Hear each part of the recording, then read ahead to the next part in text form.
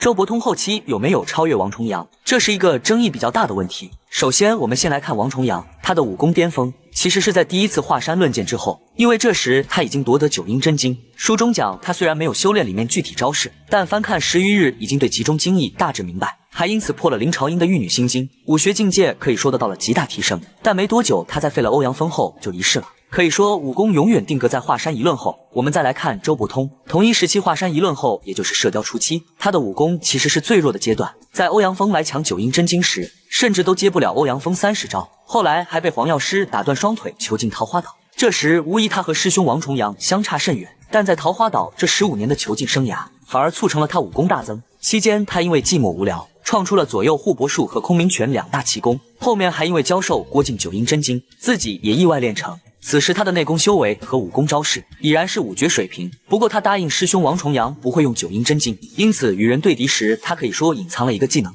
在桃花岛与黄药师交手，他双手齐负都能勉强打平黄药师，黄药师也亲口承认，若老顽童用上九阴真经，自己已不是对手。这时周伯通的武功虽然是5绝水平，但还是没有超过他师兄王重阳，顶多算是无限接近。到了神雕后期，他可以说才真正全面超越王重阳。此时他的内功修为已达到登峰造极水平，书中讲他内力甚至都能返老还童，白发变黑发。与杨过切磋时，他的左右护脖术逼得杨过都使出黯然销魂掌。还有后面与金轮法王大战，面对金轮的10层龙象般弱攻，他以空明拳和左右护脖术相互周旋，金轮也占不了一点便宜。后面他被推举为中顽童，位列新5绝之首，一灯黄药师都自认要逊其3分，足以说明这是作者对他的极大认可。王重阳固然强横，奈何他死得过早。周伯通此时100岁修为，加全真内功的厚积薄发，九阴真经的无限续航和招式的一系列创新，不管是内功修为和武学招式，早已超越中年早逝的王重阳。但其实书中明确讲过，论天赋，王重阳还要在周伯通之上，